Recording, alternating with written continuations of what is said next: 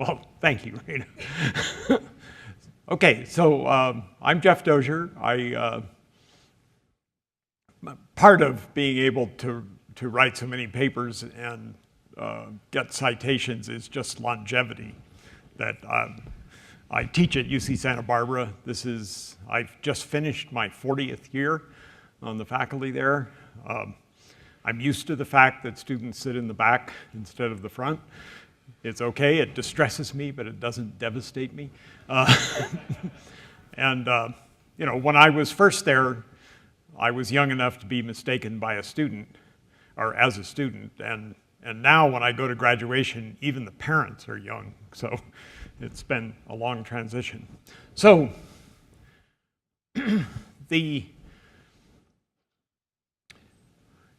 so you're all familiar with living in a place where most of the water comes from snow, and where assessing the snowpack and having some sort of a prediction of what you're going to have in the spring is something you're pretty familiar with. And in fact, you probably read the ski reports, and you read the reports from the various departments of water resources saying, this is a good year or this is not such a good year.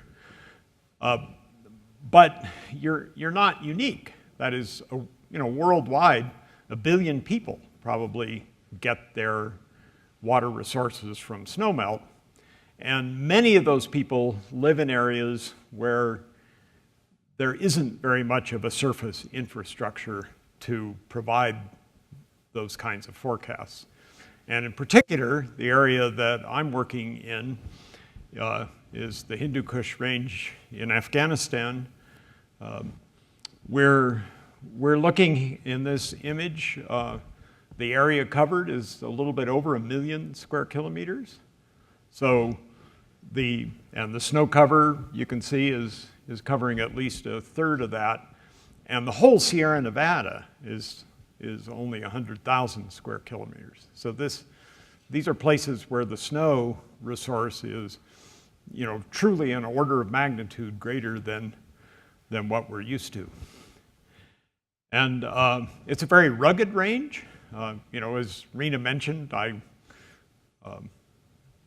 say I'm a climber, but right now I'm more of a vicarious climber. But in the 60s and 70s and 80s, I did a lot of climbing, including 6 expeditions to the Hindu Kush.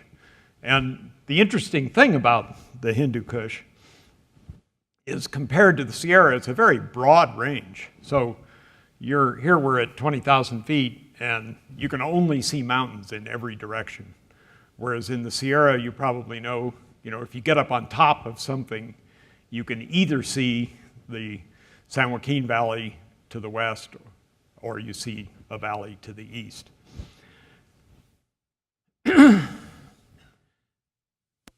And snow is an important resource. So I don't put slides up and read them. I kind of assume that the audience can read. But this one is sort of important in that it's a warning of a crisis that this year, because of it's been so dry and because there wasn't much snow, that this is turning into a humanitarian issue. And the problem with this slide is the date.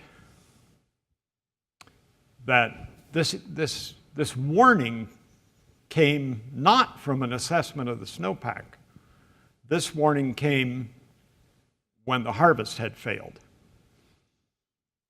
And yet, if you look at some of the remote sensing data, for example, the passive microwave, what you see is that we could tell, before April that, in fact, this was going to be a year of low runoff. But that wasn't part of the normal forecasting system. And so then what happened is, in October of that year, they had a fairly heavy snowfall to start the next season. And therefore, not only were people starving, but because of the snow that had now fallen, they couldn't really get aid to many of these remote villages.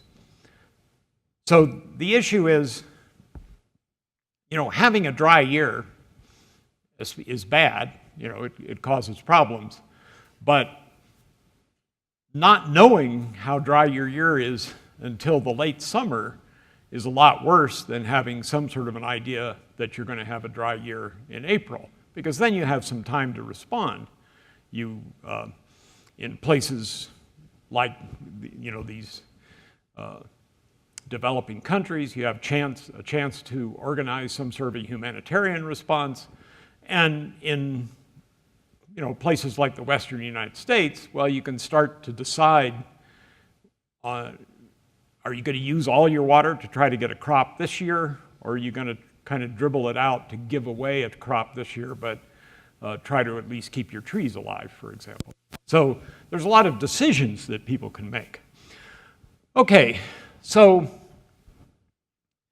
the question then that I'm addressing is, how well can we make forecasts in places where there is not a surface infrastructure? So as far as I can tell, in Afghanistan, there's one gauge. And it's actually not a gauge of stream flow, it's a gauge of the level of one of the reservoirs. And then from that, in that particular basin, we can make some effort to get at stream flow. Whereas, in the Sierra Nevada, there are, 50 river basins where they manage water. And in 19 of those basins, they actually try to do a full natural flow calculation. But, so there's a couple of ways we can get at this. So one of the ways is to look at passive microwave data. And the way passive microwave remote sensing works is that in that part of the spectrum, ice is pretty transparent. And so the snow cover itself doesn't emit much microwave radiation, but the ground underneath it does. But then because of scattering, because the ice is mostly transparent, the snowpack attenuates that radiation as it's coming through, as it's coming upward through the snowpack. It's the same principle by which sunlight on a cloudy day is less, but the reason it's less is not because the clouds are absorbing any solar radiation, but they're scattering it, and some of that scattering is going back out to space.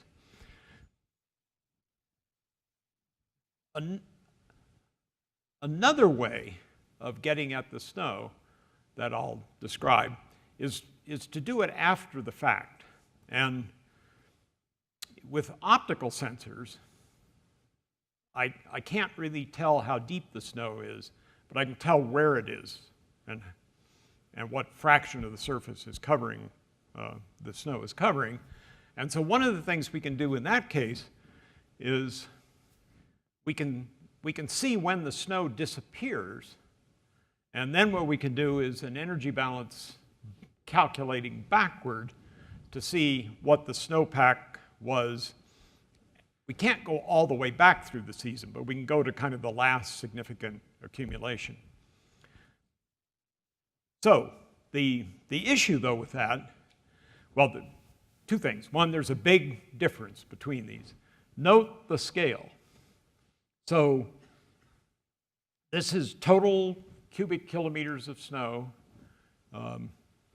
and this is total cubic kilometers of snow. So they're the same units.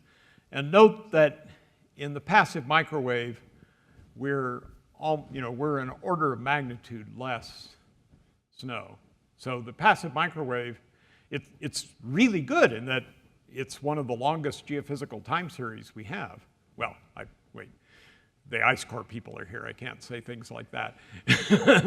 It's one of the longest satellite-based geophysical time series that we have. But you can see, for a lot of reasons, it's not catching all the snow. It's not seeing all of it. And there are several reasons for this. One is that The signal saturates at about 20 centimeters of snow water equivalent. So anything deeper than that, it really doesn't see. If the snow is at all wet, in the microwave spectrum, water is pretty absorptive compared to ice. And the other problem is that I'm sure those of you who've had Tom Albright's course know about the Planck equation, right? So the emission in these wavelengths, out in the microwave are really out at the tail end of the Planck equation. So the signal's very weak, and that means in order to capture it, the pixel has to be big. So in this case, the pixels are 25 kilometers, and therefore there's a lot of spatial variability in any 25 kilometer pixel. Okay, so why do I think the one on the left is more accurate, right? Well, in the Sierra Nevada, we've got surface measurements that we can use to make that determination. So let's go to the graph on the right. What this is, it's a sum of the April through July. The x-axis is the April through July full natural flow. So that is the idea of how much flow would be in the stream if there were not withdrawals from above the gauge and if there were not any evaporation from the reservoirs. In other words, it's supposed to be a calculation of how much water there would be if the dam weren't there. And it's normalized in terms of millimeters of snow water equivalent. That is, we're dividing by the area of the basin. And what we see is that various methods, the reconstruction method is the orange line here. We can also do an interpolation just from where we have a lot of snow pillows and snow courses. We can do a spatial interpolation. And then there's a snow data assimilation system that uses a numerical weather model to try to estimate. And basically, all of those results sort of make sense. There are differences among them, but by and large, they're all seeing about the same amount of snow. And this is the one-to-one line with the runoff. And you would hope, well, you have to have more snow than is going to flow in the stream. You got to have something left over to evaporate and things like that. And what we notice in the passive microwave data is that line is down here. So the passive microwave data are not, what they're telling us is not how much snow there is.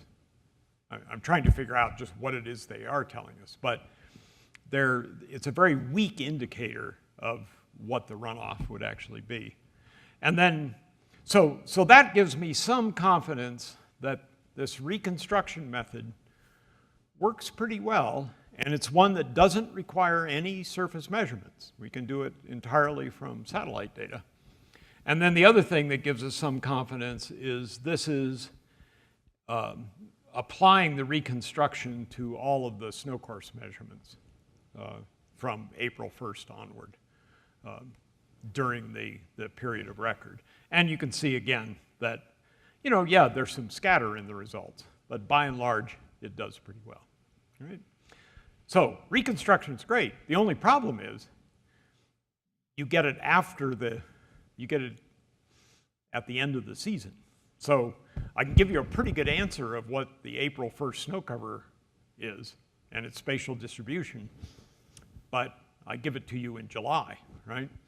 And, and in terms of scientific understanding and how that relates to the soils and the vegetation and stuff, that's a really useful piece of information for doing science. But in terms of a forecast, it's not very useful, right? Okay, and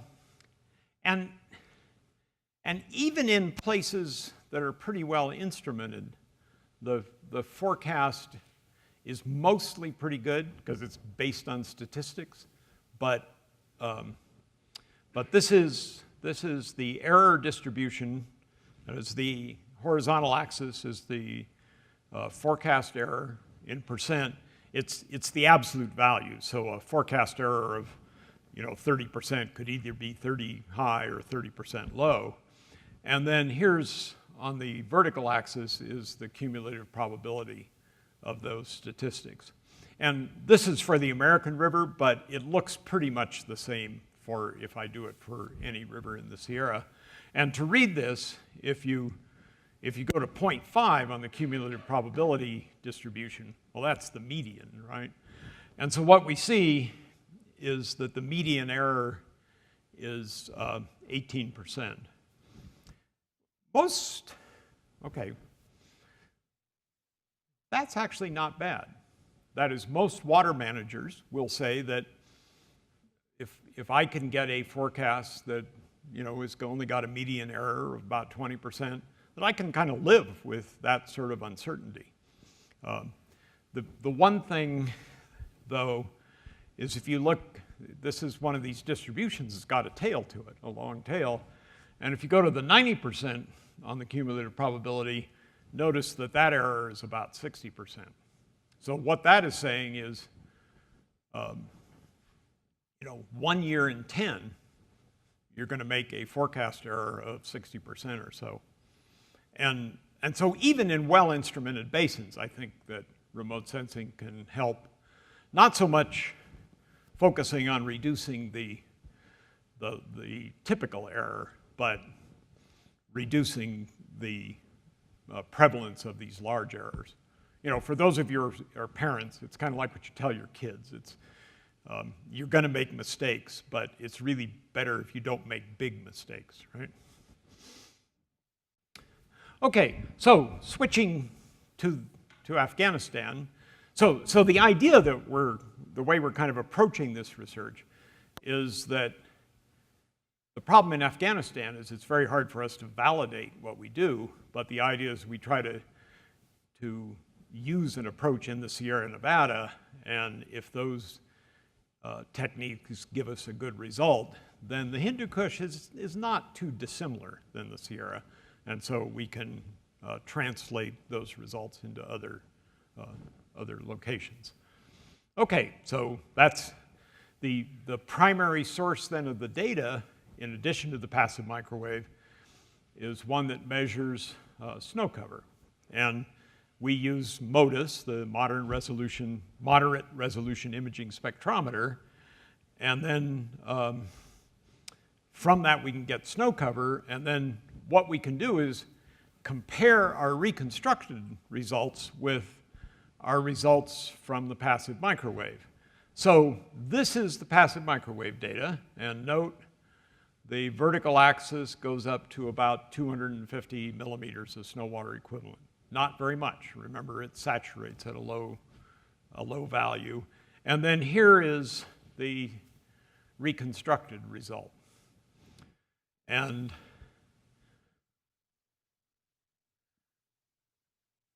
so, do those look the same or not? Well, in some ways they do. They kind of put the snow, at least some of the snow exists in both. But the thing that you notice is, again, the vertical scale here goes to 2,500 millimeters of water, whereas, okay.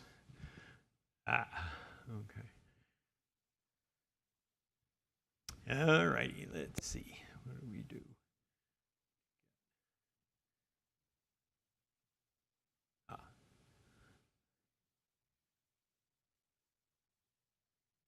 Okay. So how do we actually use the optical data to get at snow cover? So MODIS, it's the pixel size is 500 meters. So that means that it's almost always going to be a pixel that's mixed. It's got both.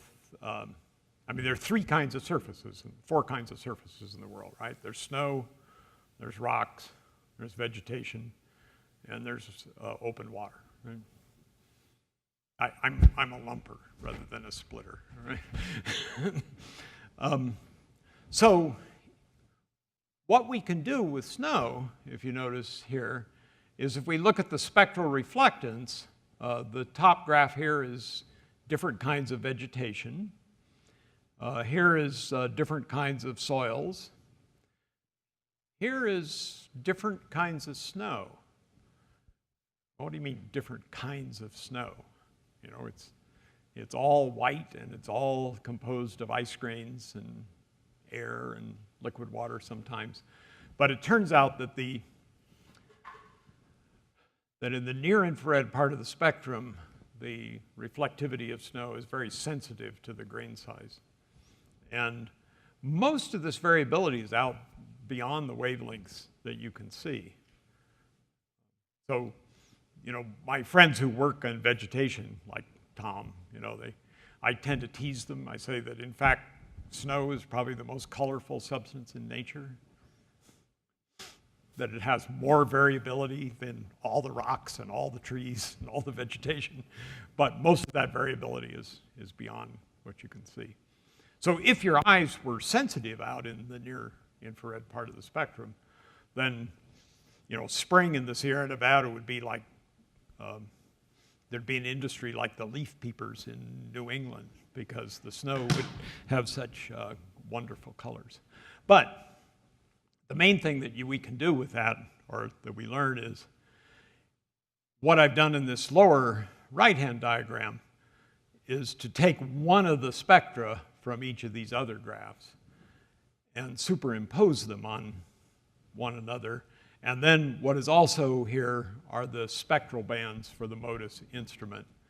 And what is distinctive about snow compared to the rest of the world is it's very bright in the visible part of the spectrum, and it's dark out in the near infrared. Right?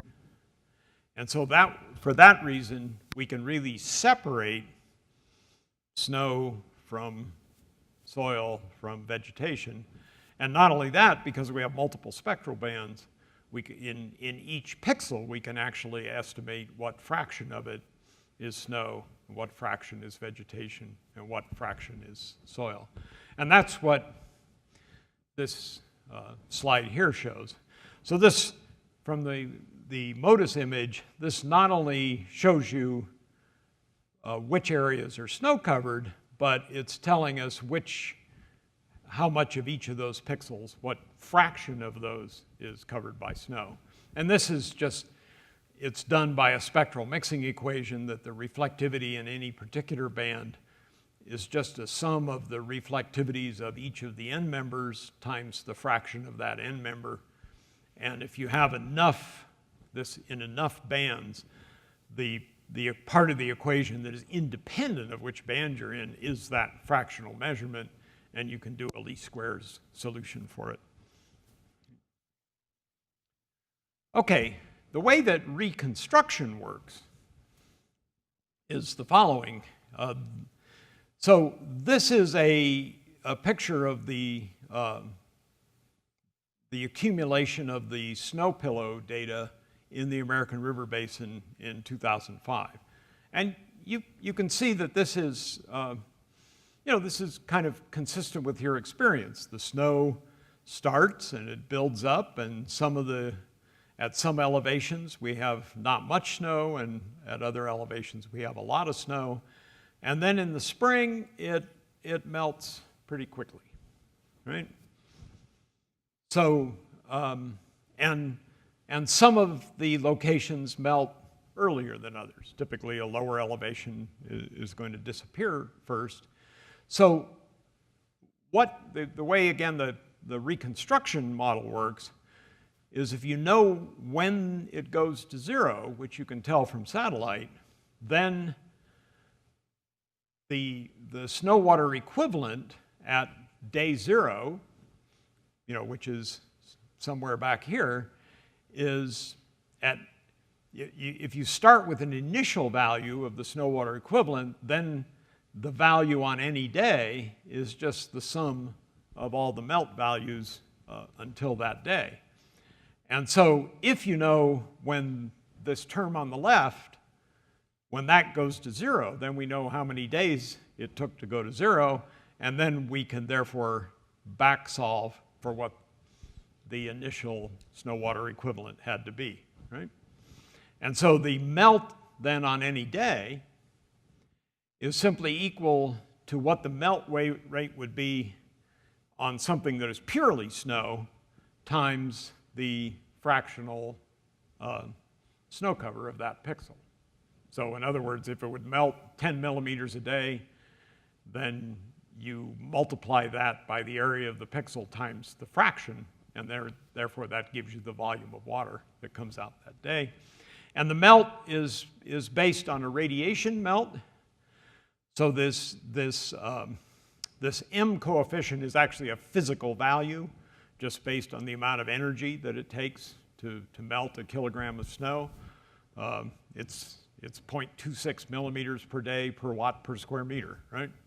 And then we also use a degree day coefficient to handle the residual. And so this coefficient that goes with the temperature is an empirical coefficient, whereas the one that goes with the radiation is a physically based coefficient. There are some details that we have to deal with. One is what to do about vegetation. Well, not what to do about the vegetation, how to interpret the snow that is in the trees. Because the problem is, from an optical satellite, I really only see the snow that is in the openings, right? And you can see that, in some cases it's pretty open, and in other cases it's not so open. But what we tend to do as a sort of a first order correction is we see what the fractional snow cover is that we can observe, and then from that we subtract the minimum annual fraction of the vegetation. And so this is typically what the vegetation fraction looks like over the year. Well, excuse me, you see the annual cycles that more of the vegetation is exposed when there's not much snow, but the problem is some of the vegetation gets covered by the snow and some of it sticks up above the snow, and that's why we use the minimum rather than the vegetation fraction on that day. Okay, so then what we end up with is that we correct this fractional snow cover by the vegetation fraction. And what this is 2006, and this looks at the data going from March out through August. 2006 was a big year, and the snow persisted for a long time. Okay, what about clouds? Well, that's a problem with optical sensors. You can't see through them, but we still want to run our snowmelt model on days that are cloudy. So what we do is we identify in each image not only which data are cloudy, which are indicated by the red color, but also which data are noisy. That is, MODIS is it's a sensor that's getting old, and so you can see there's a lot of noise striping in here. And some days it's a lot worse. So this is a day when there's a lot of cloud cover, a lot of noise, and the reason for this seam right down the middle is that, in fact, this was an image that was stitched together from two orbital passes of the satellite. So what we do on that is I can take advantage of the fact that I've got daily coverage. So in a lot of science, having a time series is really good. When you just have a single satellite image, you sort of have to do the interpretation of it based completely on first principles. But if you've got a time series, well, then you can do other things. So what I do is I take that image and I make it into a data cube, And in this case, again, the red is all the, the noisy pixels. And you can see as we go through the 32-day period that I've illustrated here that we're showing some of the time series. And what we can do is, first of all, interpolate across those blank spots. And we get something that's more like this. And then we can do a smoothing algorithm through the whole period where we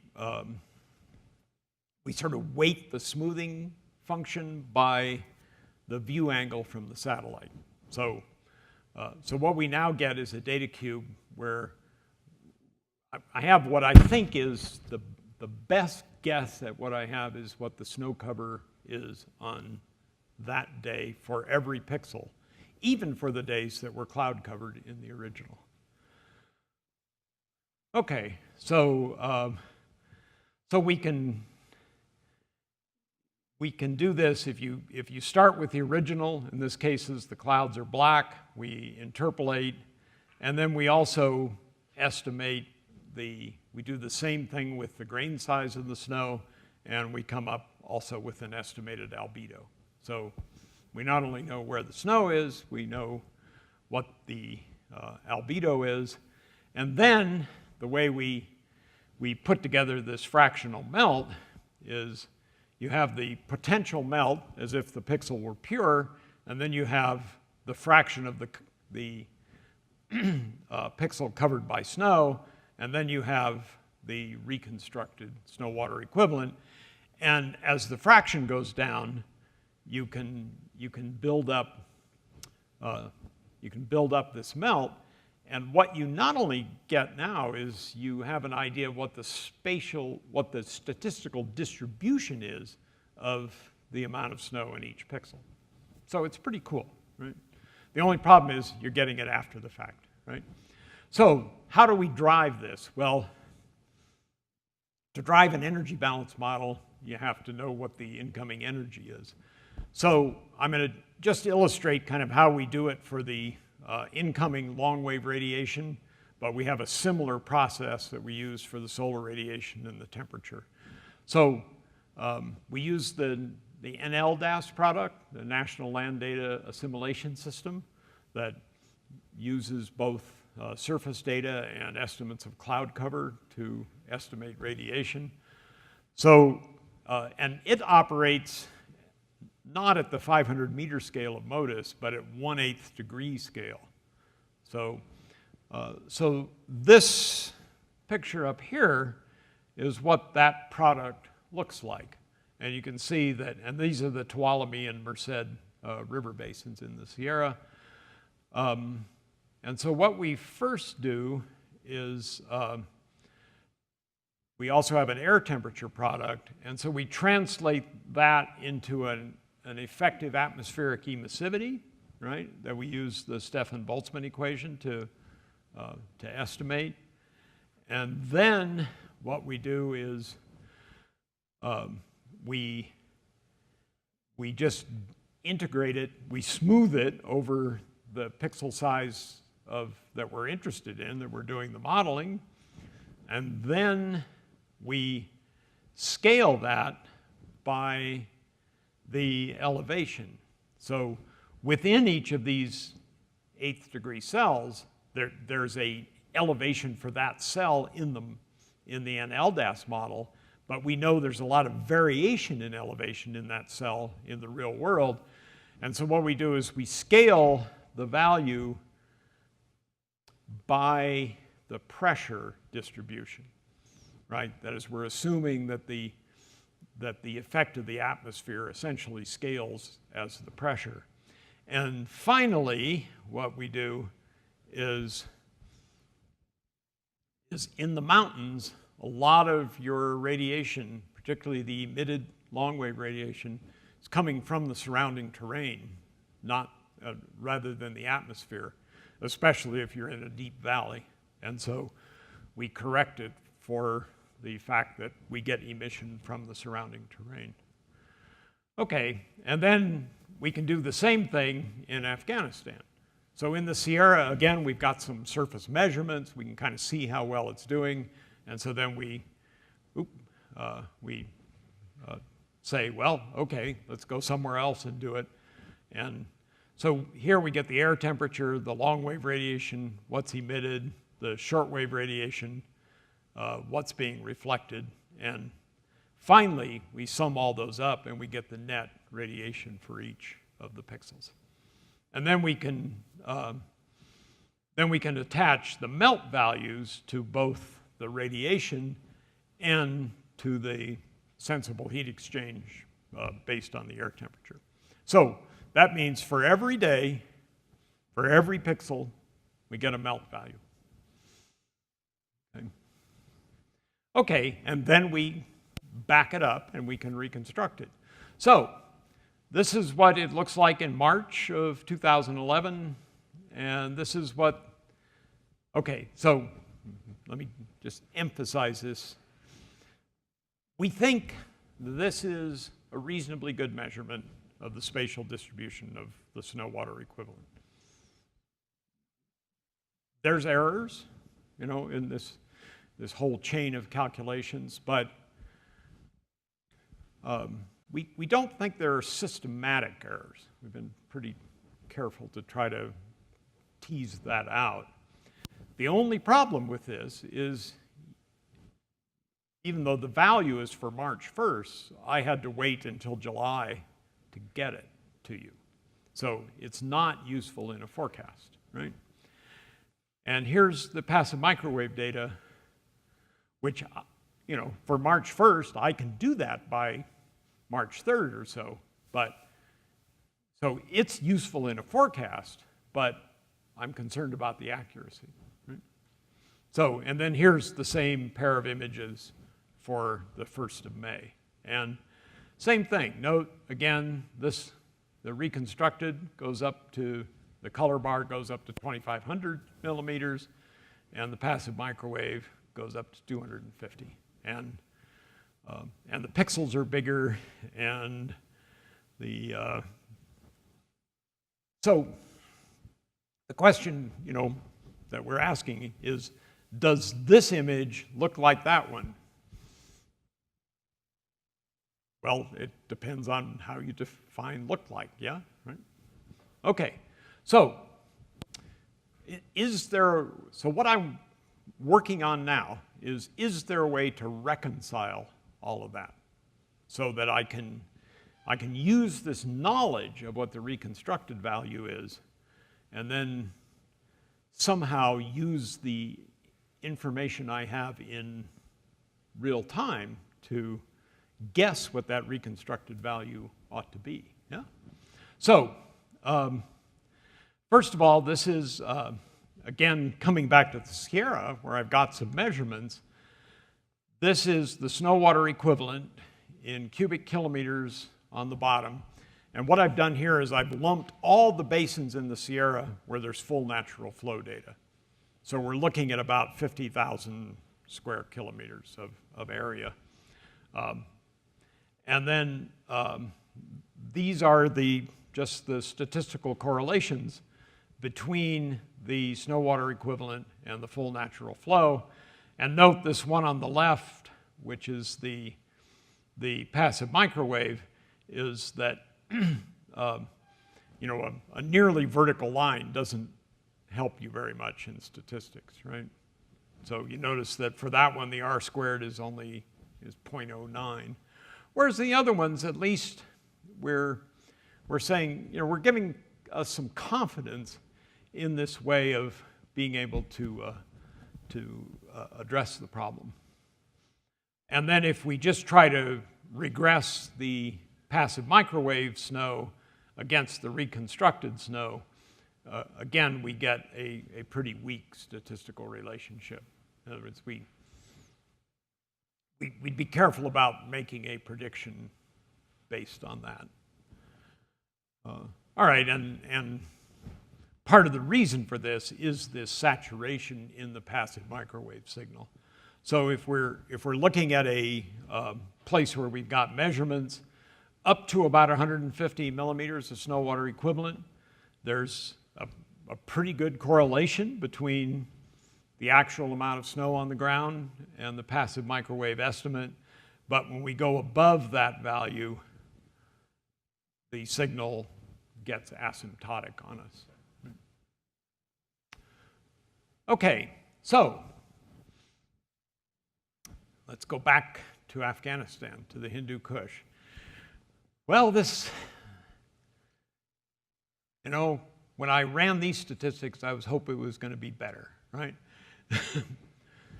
So here's the problem that I'm facing. So what I did was to try to regress the passive microwave snow against the reconstructed snow, but I did it on every basin separately. Now, these basins are big. The Amu Darya is over 200,000 square kilometers itself. So that basin alone is twice the area of the Sierra Nevada, right? And notice that the strength of the regression varies a lot. All right. Well, that's really bothersome. It's really better almost if they were all bad, right? And we think the reasons for that is, in the case of the Amu Darya, there's not a lot of trees. There's a lot of shallow snow cover, and so in that case, the passive microwave does pretty well. In the cases where the correlation is negative, we think that what's going on there is there may be a lot of depth hoar forming in those basins. And so the fact the size of the crystal affects the scattering relationship. So, you know, we're still working on trying to figure out what is going on. And if we look at all the basins together, you know, again, what we see is that overall, it's not a bad relationship, but for the individual basins, it starts to break down.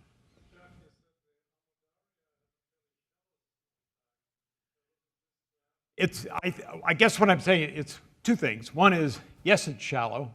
It's only 140 millimeters.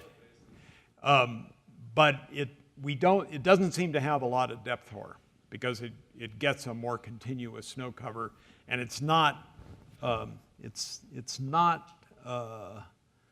too heterogeneous. Okay, and then the other thing we can do is not just do these statistical analyses at the basin scale, but to do them at the actual pixels. So in this case, what we've done is for a couple of years, two fairly similar years, 2011 in the Hindu Kush was dry, and 2007 in the Sierra Nevada was dry. So we've taken two of the driest years, and what we see, of course, is that the relationship between them is different. And probably the reason for that is the Sierra's got a lot more tree cover.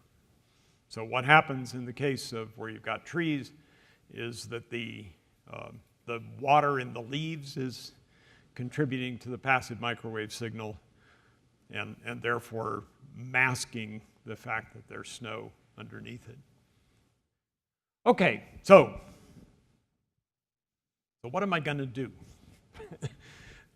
So there's two problems that I think are contributing to the uncertainty. The big one is this whole relationship between,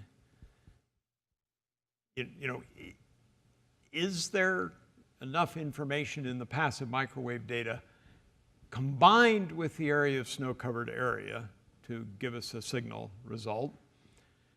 And then the other is, in the reconstruction itself, we think the major source of uncertainty is the satellite estimate of the albedo. We've validated the fact that we can get at this fractional snow cover pretty well, but the validation of the albedo is still ongoing. So the issue then is this diagram on the right. This is the reconstruction value.